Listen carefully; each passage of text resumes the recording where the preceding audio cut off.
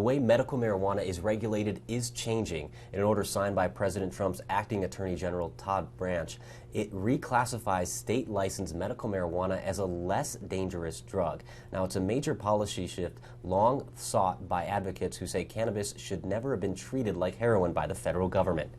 And joining me this morning, we're going to go more in depth with this on Utah's operators like Dragonfly. And the Chief Growth Officer with Dragonfly joins me this morning, Narith. Narith, what is Dragonfly for people who don't know what you guys do? Good morning, and thanks for having me here in the show. Dragonfly was actually Utah's first medical cannabis pharmacy that opened in 2020. So the states actually have a legal medical cannabis program running and operating for the last 6 years, ahead of this announcement of this federal change. So Dragonfly is a locally owned and operated, vertically integrated company. That means we cultivate, we manufacture, and we dispense all of our products through a legal pharmacy. So anybody who's looking for cannabis to cure any, or not to cure, but to provide relief for any of their conditions, can access legal medical cannabis here today in Utah right now. So what does this change mean for, companies like you guys? The biggest implication is really that it helps validate everything that cannabis advocates have believed forever, right? What a lot of people don't know is that even the early pioneers in Utah grew cannabis for textiles, for ropes, for canvas, and through a lot of, let's just say, propaganda in the early 1900s, cannabis was prohibited and made illegal. But the reality is cannabis has a lot of incredible medicinal properties that helps from a variety of different conditions, varying from chronic pain to cancer to Alzheimer's to fibromyalgia and multiple sclerosis. There's a list of probably 17 different medical conditions that patients could actually get access and get a prescription from a local pharmacy here in the state of Utah.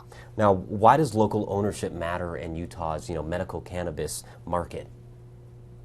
As we start to see the emergence of commercialized cannabis out here, and specifically medical cannabis, I think it's really important to know where you're getting your product from and who you're supporting, right? Local operators like Dragonfly that are from this community. I was born and raised here. I went to school here. I graduated from the University of Utah.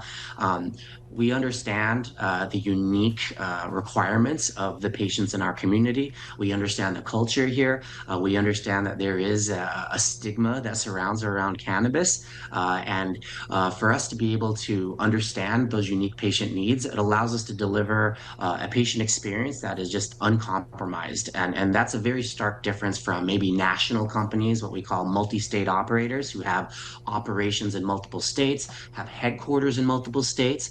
They might not be very in tune with what the exact needs of patients here in Utah actually require. And I think the biggest, most important thing is understanding where your dollars are going. And when you're supporting local operators that care about our community, those local dollars actually stay here and contribute back to nonprofit organizations, benefit the patients of our community here. And here, one stark difference that Dragonfly does is we have, since day one, have participated in a patient subsidy program that helps subsidize the costs of cannabis medicine for some of the most underserved people in our community, right? And also people who are terminally ill, that are, have been diagnosed with less than 6 months to live.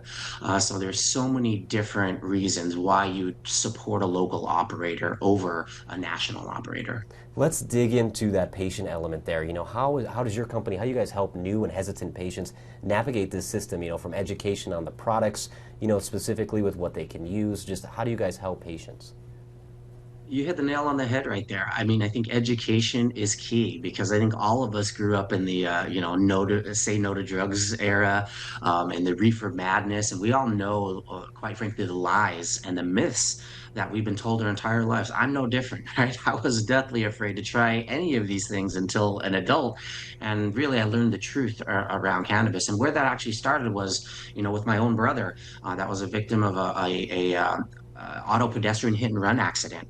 And through his entire 9-month recovery process, all we did was use medical cannabis edibles for his recovery. Not a single pain pill, not a single benzodiazepine was used. Those are highly addictive products.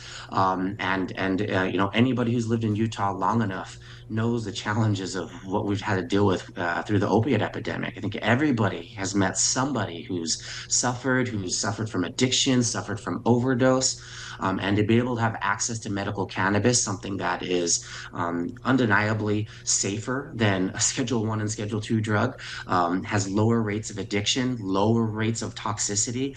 There's no known overdose rate of medical cannabis. So all those types of things help give people the peace of mind that they can use an alternative to some of the prescription drugs that are out there. So some of this education is so huge, and we spend a lot of time talking to patients, talking to our community, talking to folks like yourself, so that they understand what cannabis is really like. And cannabis is more than just walking into a pharmacy and just buying a product off of the shelf.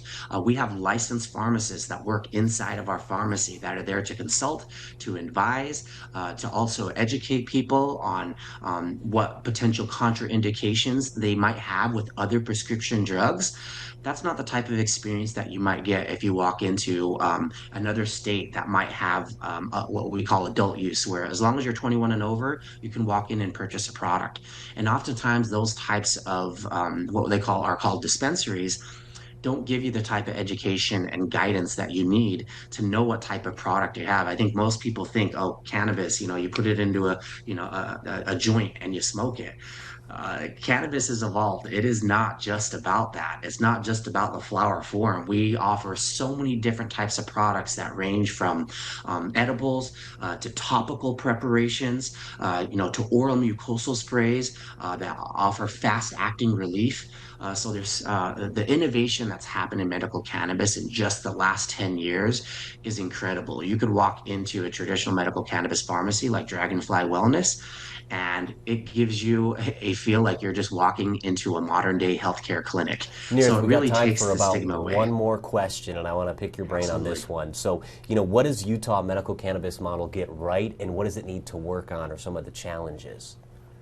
I think one of the beauties of our program is that it focuses on the medicine. We're already operating like a Schedule 3 drug where you need to go to a doctor, you get that medical cannabis prescribed, you take that prescription into a pharmacy where licensed pharmacists are guiding and assisting you, and everything is highly regulated, highly secured, and all the products are tested so you know exactly how much is in your product, what is in your product, are there any harmful chemicals or pesticides. Everything that we grow at Dragonfly is all natural and all organic, so you can be confident that the products that you're putting into your body are safe for consumption. So those are some of the things that we really get right. Some of the things that we still have an opportunity to improve on is patient access.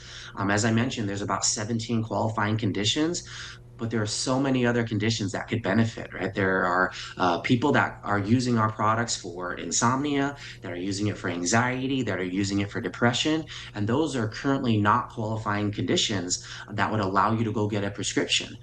But that is one thing that is quickly changing right now. And today, almost any patient could go to your doctor, advocate for yourself, and say, hey, I've heard that medical cannabis is now legal. Can I learn more about it? Is it something that could help me with my condition? And I think any doctor out there now has the confidence and trust that, medical cannabis is federally legal. So they have now an opportunity to provide you that guidance and actually have that conversation. So I encourage everybody, talk to your doctors, talk to your family, have these conversations and start breaking down the stereos and stigmas that have surrounded cannabis for decades. Well, thank you so much for coming on, explaining it to us. I'm sure we'll want to talk to you more about this in the future, but thanks for coming on here this morning.